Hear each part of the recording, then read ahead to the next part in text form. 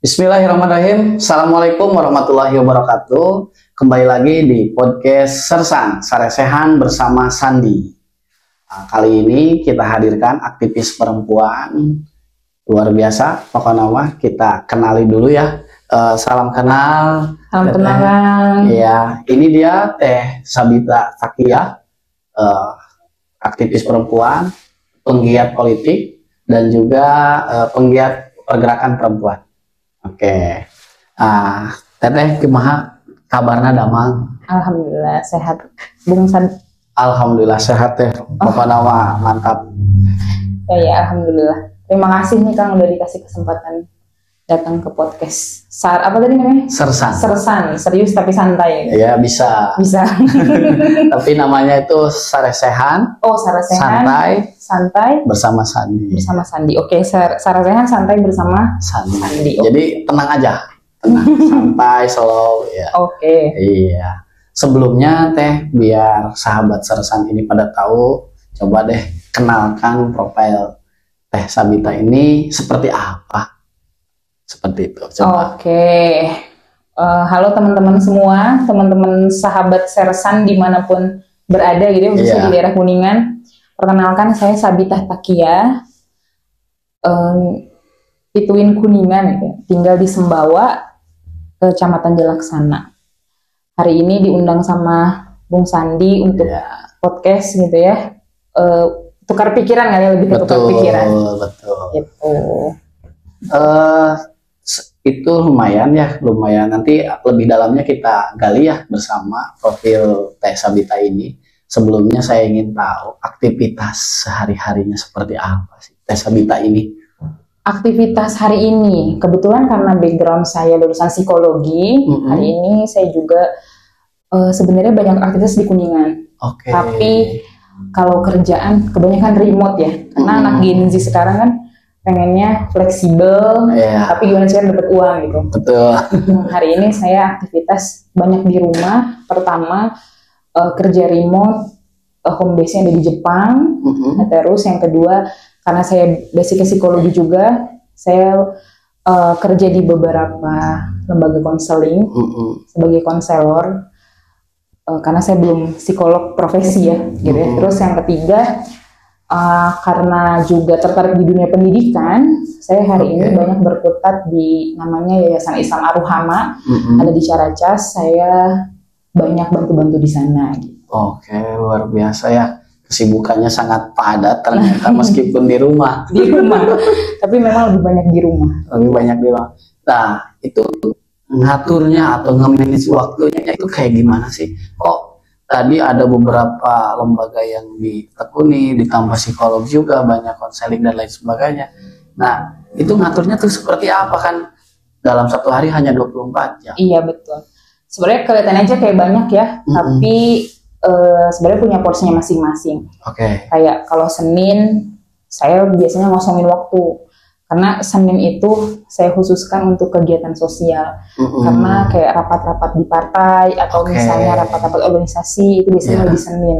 Jadi saya hibahkan waktu Senin saya ini untuk masyarakat lah ya, bisa dibilang kayak gitu. Selasa dan Rabu saya ke sekolah di Caracas tadi. Kemudian Kamis, Jumat tuh fleksibel gitu ya. Kamis saya ngerjain kerjaan yang home base-nya di Jepang tadi. Hari Jumat atau di sela-selanya juga kadang saya terima konseling. Hari Jumat pun sama gitu. Hari Jumat bahkan saya biasanya lebih fokus untuk full konseling gitu. Berarti dari hari Senin sampai hari Jumat itu full. Kalau Sabtu Minggunya? Nah, Sabtu Minggu itu biasanya waktu bersama keluarga. Atau enggak kadang karena kayak freelance ya, kadang nerima kerjaan-kerjaan yang keluar kota atau gimana. Jadi yang tidak sangat terikat lah. Jadi weekend itu ya saya sering nggak di Kuningan sih sebenarnya untuk weekend ya. Jadi tadi nerima kerjaan-kerjaan yang memang panggilannya harus keluar kota.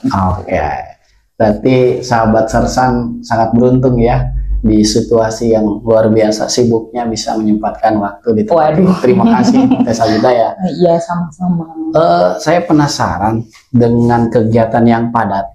Ternyata pasti ada latar belakangnya ya kan. Itu ujung-ujung cek bahasa Sunda nama. Betul. Itu ujung-ujung. Saya ingin tahu secara garis apa ya, keilmuan. Nah, saya dengar beberapa di media, Teh Sabita ini kuliah di luar negeri. Coba ceritakan di luar negerinya tuh di mana, jurusan apa, dan kenapa sih harus di luar negeri? Iya betul, itu pertanyaan yang bagus. Kenapa harus di luar negeri? Pertama, saya dulu sekolah SMP SMA di Husnul Khotimah. Husnul Khotimah Kuningan, Kuningan di Manis Kidul. Kemudian saya lanjut kuliah itu nggak langsung. Waktu itu saya gap year dulu karena ceritanya pengen kekeh masuk kedokteran di universitas negeri.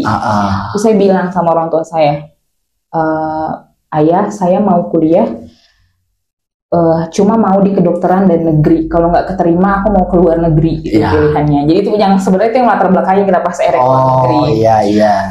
Terus kata beliau, ya tapi jangan yang jauh. Jangan yang jauh.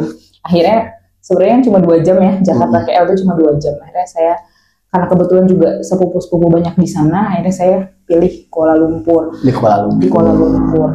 Kampusnya namanya IIUM, International Islamic University Malaysia.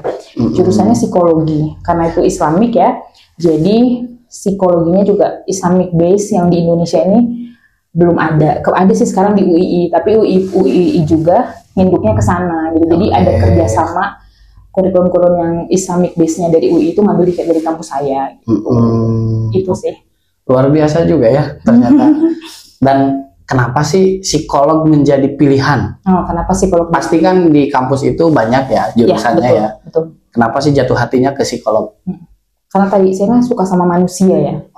Saya suka banget berhubungan dengan manusia.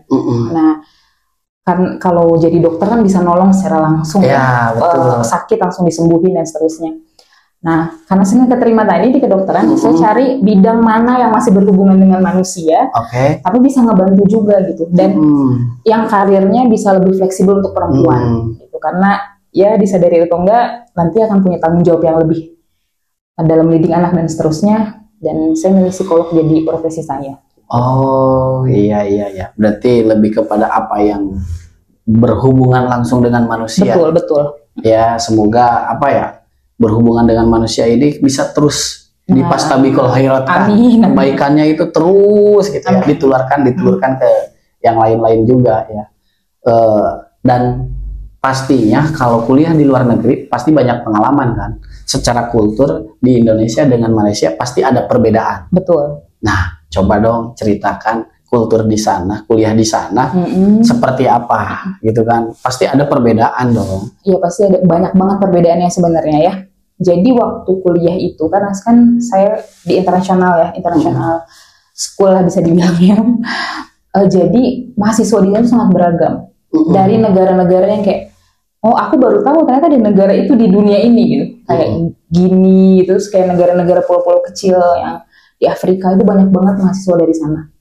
Nah akhirnya jadi kita sama-sama belajar kulturnya orang-orang sana, kulturnya orang Melayu, Asia, dan lain-lainnya. Itu yang pertama yang sangat berkesan ya. Terus yang kedua, di kampus saya itu betul-betul menjunjung tinggi kejujuran. Jadi setiap ujian itu kita kayak anak SMA gitu loh, dikumpulin di hall besar, dan itu diacak. Aku nggak paham juga kampus tuh ngacak kayak gimana. Kayak baris ini ekonomi gitu, baris ini psikologi, baris ini hukum. Jadi kita benar-benar nggak bisa nyontek, dan karena hallnya besar, kita satu kelas itu cuma sebaris, sebelah kanan kita ada orang lain gitu. Jadi gimana caranya si mahasiswa ini punya semangat belajar? Nah makanya kalau udah masuk minggu-minggu ujian itu, library itu penuh banget, perpustakaan tuh benar-benar penuh gitu. Jadi kita nggak dikasih kesempatan untuk bisa nyontek. Nah terus yang kedua, di sana nggak ada ngulang dan nggak ada remedial. Nggak ada remedial. Ngulang ada tapi nggak ada remedial. Jadi kalau nilai kita C, kita nggak bisa memperbaiki B atau A. Apalagi A ya, B aja nggak bisa. Kalau D, kita harus ngulang. Kalau D bisa. Kalau D harus ngulang, ya. Ngulang 1 semester lagi.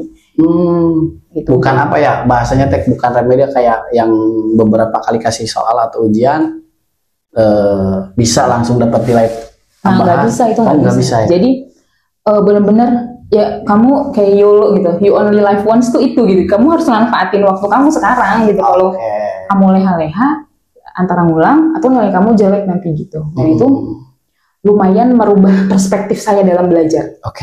Jadi kan meskipun saya di pondok ya, ya curang-curang itu pernah ngelakuin lah gitu ya. Namanya juga anak muda ya. Terus dan itu kan jadi hal yang lumrah gitu buat orang-orang, buat ya sekitar di lingkungan aku lah. Terus sampai kuliah resume itu harus nyontek dan seterusnya. Presentasi itu gimana caranya mau bikin PPT disampaikan gitu kan. Sedangkan di sana itu betul-betul ya memaksa kita, tapi akhirnya jadi bisa gitu. Jadi bisa. Gitu. Nah, otomatis kan kalau secara sistemnya sudah seperti itu, korelasi atau siasat dengan keinginan Teh Sabita tadi berhubungan dengan manusia atau sosial gitu kan. Nah, otomatis kan ketika menempuh pendidikan, konsen dong, fokus. Nah, itu gimana sih ngebagi waktunya kalau kegiatan-kegiatan di sana? Ya, jadi satu lagi, sistem di kampusku itu terserah kamu ngatur jadwal sendiri. Jadi nggak paketan gitu loh, nggak paketan SKS-nya.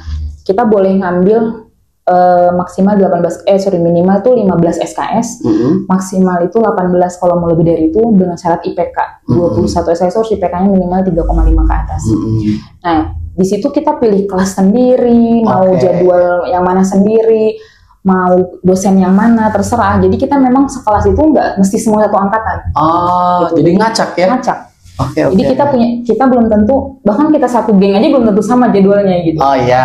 Kecuali kita memang janjian, tapi kan itu war ya, kayak war gitu milih kelasnya. Ternyata nggak dapet ya kita nggak bareng.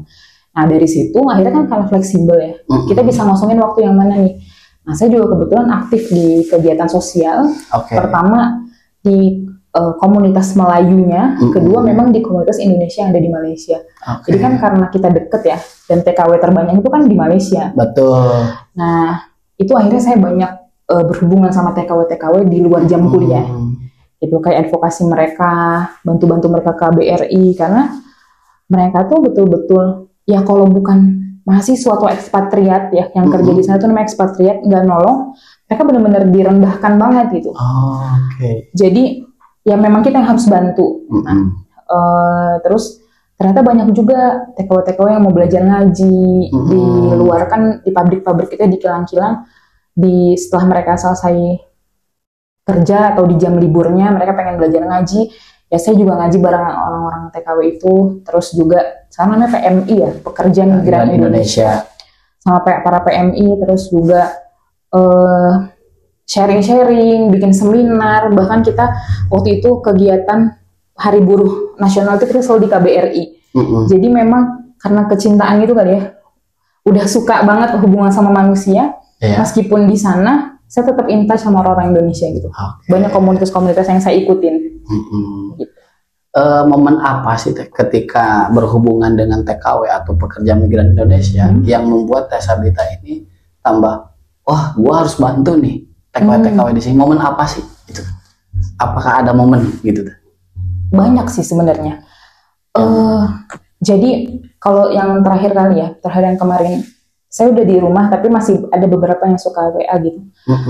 Mereka kayak ditahan paspornya sama majikannya, terus mau kabur nggak bisa, tapi disiksa gitu ya. Bahkan ada pelecehan seksual yang kayak gitu-gitu. Kan harus ada bantu yang speak up ya, dan yang kenal sama orang KBRI atau sama anggota dewan dan lain sebagainya supaya bisa diusut.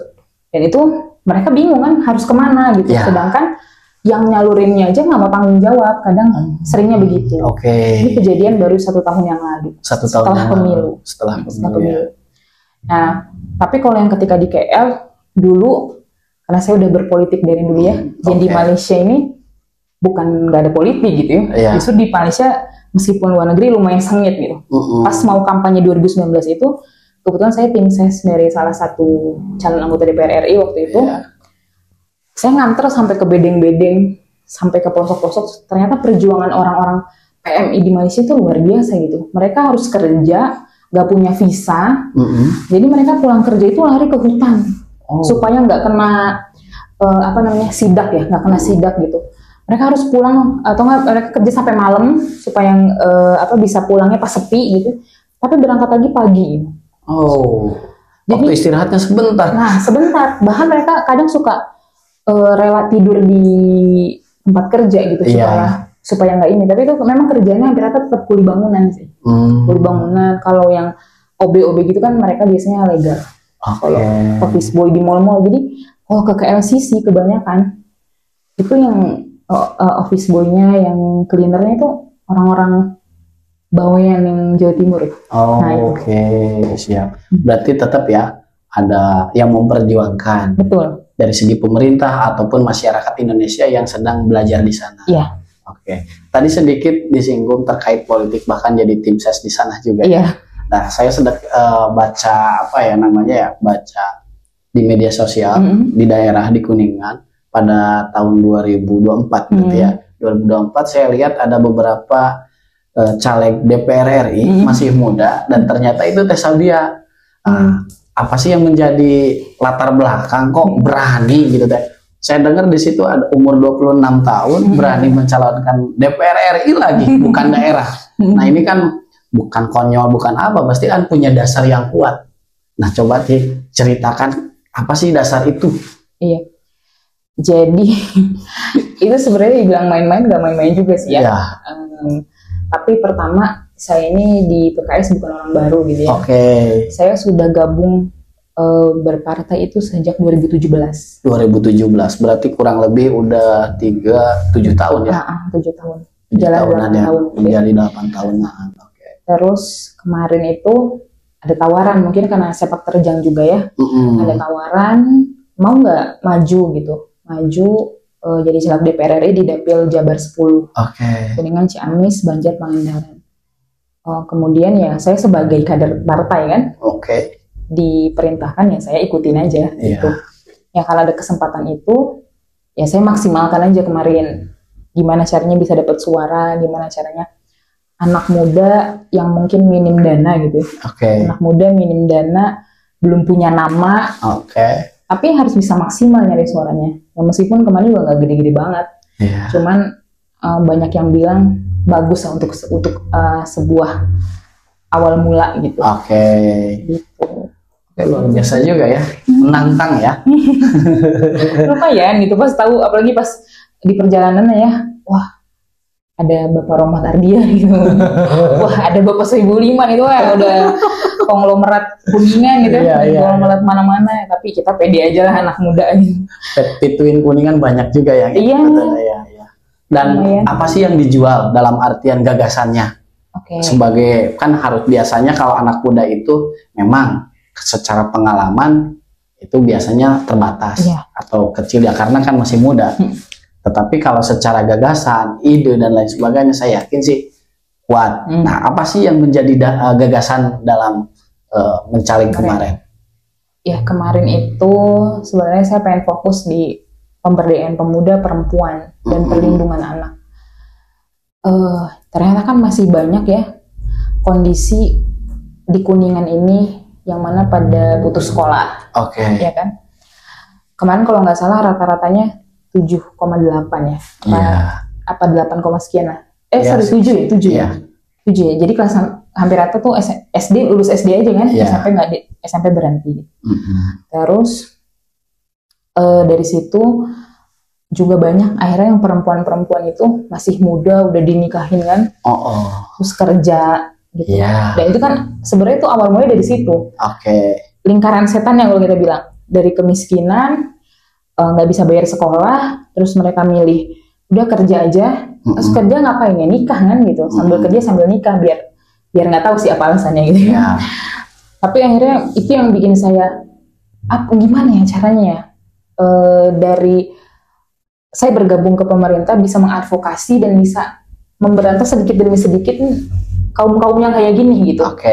Nah waktu itu saya pernah kan datang ke daerah Subang, Salajambe, terus kemudian juga daerah Cimiru, Hantara, dan itu ya banyak yang maksudnya bukan pesisir ya, pinggiran-pinggiran sana gitu di daerah gunung, ya banyak juga ternyata yang putus sekolah, yang hamil di luar nikah dan lain-lain. Itu yang akhirnya bisa jadi panggilan lah buat hati saya, buat diri saya, apa ya yang saya bisa bantu, apa yang bisa saya kerjakan untuk mereka gitu. Karena kan fokus anggota dewan itu bisa beda-beda gitu ya. Terus yang kedua ya tadi perlindungan perempuan. Banyak juga kan sekarang yang istrinya ini apa kekerasan dalam rumah tangga gitu. Terus juga bukan bisa jadi beberapa kasus ada juga yang laki-lakinya penyimpangan seksual. Dan perempuan ini kebanyakan jadi korban. Kebanyakan jadi korban. Dan ya sebenarnya peran-peran dinas sudah banyak sih, sudah banyak melindungi, tapi banyak juga yang belum terakomodir gitu. Karena saking banyaknya. Nah, saya pengennya gimana berkolaborasi lah, bersinergi dengan dinas, dengan kementerian dan lain sebagainya. Ketika suatu hari gitu ya, harapannya sih kemarin, tapi kan ternyata belum dikasih gitu ya. Bisa bersinergi tadi ketika saya duduk di pemerintahan, duduk di dewan, bisa mengadvokasi orang-orang tersebut. Iya. Ya sayang juga ya, gagasan itu ternyata bukan padam, cuman belum waktunya. Betul. Belum waktunya. Nah, setelah itu diputuskan atau memang sudah qadarullahnya belum menempuh jalur itu, nah kegiatan sehari-hari ini apa? Dalam artian setelah itu apakah tetap konsen di sana atau memang karena sudah pencalekan selesai, ya udah selesai semua gitu ya? Enggak sih, sebetulnya hari ini juga saya masih melakukan beberapa pendampingan untuk orang-orang yang tadi penyimpangan seksual gitu ya, atau kekerasan dalam rumah tangga, meskipun jumlahnya nggak bisa banyak ya, karena pertama itu kan saya terbatas gitu. Terus yang kedua ya mesti memang harus saya juga harus terus menyuarakan dan bersinergi dengan stakeholder terkait gitu. Nah, itu yang belum ada kesempatannya di situ. Cuman kalau secara pribadi hari ini saya masih membersamai beberapa orang, dan kebetulan kebanyakannya daerah timur ya, Kuningan Timur gitu, karena domisili saya di sana. Itu sih. Terus juga kan saya pengen pemberdayaan pemuda kemarin itu. Yang saya terus gaungkan adalah pemberdayaan pemuda. Karena sekarang ternyata nyari kerja itu susah banget ya. Lain lagi buat anak-anak muda. Jadi sekarang penganggurannya intelektual. Ya. Udah S1 tapi belum dapat kerja. Itu juga kemarin pengen banget saya terus gaung-gaungkan tentang pemberdayaan anak muda. Alhamdulillah kemarin beberapa komunitas sudah terkumpul gitu ya. Sekarang dalam proses pemberdayaan bersama-sama, tapi belum berhasil. Masih dalam proses lah gitu. Dengan gagasan itu pasti sedikit agak terhambat karena apa yang diinginkan belum terrealisasi. Nah, jangka panjangnya nih, apa yang akan dilakukan? Otomatis kan nggak mungkin. Biasanya kalau orang politik selesai di situ, pasti kan dari sekarang nih harus menyiapkan. Setelah kemarin pasti ada evaluasi dong. Betul. Ada evaluasi. Nah, apa yang akan disiapkan ke depan untuk mencerahkan atau menelurkan gagasan itu? Ya sampai hari ini sih saya terus berkomunikasi sama anggota dewan yang terpilih gitu ya, baik di pusat provinsi ataupun di daerah, bagaimana bisa mengakomodir gagasan-gagasan saya, dan syukurnya dewan-dewan PKS ini betul-betul terbuka dan mau diajak kolaborasi. Meskipun pas kemarin dia nggak milih saya gitu, konstituen kamu nggak milih saya gitu, tapi ya mereka tetap terbuka. Dan sekarang pelan-pelan ya, karena kan prosesnya nggak mudah gitu, tahu sendirilah birokrasinya bagaimana. Tapi yang saya syukuri sampai hari ini, seluruh anggota dewan terpilih dari PKS sama-sama mau berjuang dan mengadvokasi apa yang kami perjuangkan selama nyala kemarin gitu. Siap. Berarti kan caleg satu dengan yang lainnya tetap ada komunikasi. Dan bisa saling menitipkan gagasan untuk dipergerakan atau di legislatif lah gitu. Nah, terkait politik pasti ada kalau bahasanya perjuangannya yang tidak seperti apa yang kita inginkan, mudah terjal gitu ya. Nah, di dalam politik ini menurut Teh Sabita ini gimana sih politik di Kuningan, politik di nasional? Politik di Kuningan dan politik di nasional? Perbedaannya apa sih? Kan kemarin kita sebagai domisili di sini nih, orang Kuningan, dan kita mencalonkan secara di DPR RI. Apa sih yang membedakannya? Tentu sangat beda ya, karena ketika kita nyalon DPR RI itu, kalau dicalonkan DPR RI itu memang birokrasinya langsung dengan pengurus partai di pusat. Kalau untuk daerah ya pengurus di daerah aja gitu. Dan itu karena beda orangnya, ya pasti menghadapi dinamika yang jauh berbeda juga gitu. Dan kalau secara teknis sih kurang lebih sama, secara teknis sih kurang lebih sama. Cuman ya tadi dinamika karena orangnya yang beda-beda itu yang akhirnya ya ngebuat kita lebih luas lagi lah ketemu orang yang kayak gini, kayak gitu, begini, begitu gitu. Ya banyak lah pelajaran yang bisa diambil. Kak, ini mungkin ada beberapa lah pertanyaan lagi. Pesan untuk generasi muda, kan Teh Sabita ini menggaungkan di pemuda, perempuannya juga, sosialnya iya gitu kan. Nah, pesan untuk generasi muda hari ini, yang tadi kan sudah dijelaskan, nyari kerja susah, bahkan penganggurannya juga pengangguran intelektual, bukan ecek-ecek lagi gitu kan ya. Nah, apa sih pesan yang harus dijalankan atau dipahami oleh generasi muda? Iya, anak muda itu pertama ya harus semangat ya, harus semangat, itu yang modal utama sih menurut saya, karena sekarang itu kebanyakan mager ya. Malas gerak. Mager banget, anak-anak sekarang tuh mager itu. Pengen gimana caranya dapat kerja gampang, tapi dapat uangnya banyak. Itu penelitian, Bu. Gen Z sekarang itu nggak bisa di bawah pressure, nggak bisa ada pressure, nggak suka kerja yang ribet, tapi kalau mau insentif yang tinggi. Dan itu tuh terbukti gitu. Saya kan belakangan ini join di beberapa bisnis sama teman-temannya. Terus ya tadi misalnya ada anak pengen kerja, dia pusing nyari kerja, udah dikasih kelamaan 8 jam capek gitu, jadi kayak ngeluh atau enggak dia tetap jalanin tapi nggak mood gitu. Jadi ngelayanin orang cemberut dan seterusnya karena capek gitu, dia nggak mau ngertiin orang. Ya memang kerja nggak ada yang nggak capek kan, yang pasti capek. Jadi memang semangat itu adalah modal utama dulu untuk anak-anak muda. Terus yang kedua kreatif, terus yang ketiga itu cari pembedanya. Karena sekarang lulusan manajemen tuh banyak banget. Lulusan pendidikan tuh banyak banget.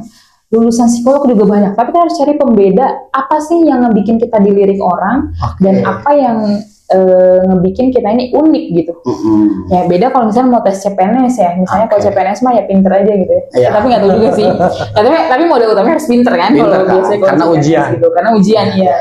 Nah, tapi kalau misalnya takdir kita nggak bisa jadi PNS gitu ya, atau nggak bisa jadi di posisi-posisi yang memang harus pakai otak tadi, makanya kita harus unik, harus beda dari yang lain. Makanya sekarang kan banyak juga nih anak-anak Gen Z yang jadi influencer gitu, karena mereka punya uniqueness tadi, punya pembeda. Dan buat anak-anak muda kayaknya harus ini sih, melek politik sih, karena ternyata politik itu luar biasa, punya pengaruh yang gak main-main buat hidup kita. Mungkin kelihatannya agak ribet gitu, tapi ya itu memang hidup kita juga ternyata lebih ribet kalau kita nggak melek politik. Saya nggak nyaranin juga semua orang untuk aktif di politik gitu ya. Tapi minimal peduli atau melek, karena ternyata aktif di politik juga passion sih sebenarnya ya. Nggak semua orang cocok di politik dan nggak semua orang cocok di bidang-bidang tertentu. Tapi lagi-lagi peduli dan melek politik itu juga adalah modal untuk kita semua gitu. Karena panjang lah jadi intinya. Ini ya begitulah gitu. Satu lagi pesan untuk generasi muda yang mau terjun atau mau menekuni di dunia politik, apa sih pesannya? Pesan untuk generasi muda yang pengen terjun ke politik, pertama harus tahu panggilannya itu apa. Harus punya gagasan, harus punya visi misi yang mau dikerjain itu apa. Jadi nggak ke bawah arus saja gitu di politik. Jadi harus tahu tujuan, karena masuk ke dunia politik itu ibaratnya kamu dilepas di laut luas gitu ya. Kamu bisa ketemu sama ikan apa aja. Tapi kamu bisa milih nih, ikan mana yang mau jadi teman, ikan mana yang mau kita jauhin, ikan mana yang mampu membawa kita ke tujuan kita gitu. Nah jadi ya tadi harus tahu tujuan, harus punya gagasan, visi misinya harus jelas supaya kedepannya kita tahu kita bisa kita istiqomah lah bisa dibilang. Ini kita awalnya masuk ke politik ini loh tujuannya, jangan sampai nanti di tengah jalan ya visi misi atau gagasan yang awalnya jadi berubah gitu. Iya. Gitu sih. Siap. Terima kasih Teh Sabita, luar biasa. sangat apa ya, sangat bermakna dan bermanfaat untuk sahabat-sahabat Sersan ini. Amin. Ya, untuk sahabat Sersan, terima kasih. Saya tutup dan jangan lupa subscribe, like dan komen. Ya, boleh juga follow IG saya. Follow IG-nya, coba IG-nya Pak. @sabitaqiah, TSABITAQIWYAH. Nah, nanti bisa dilihat di sini ya. Nanti juga ada keterangan, tinggal diklik aja. Ya. Oke, terima kasih. Assalamualaikum warahmatullahi wabarakatuh. Dadah.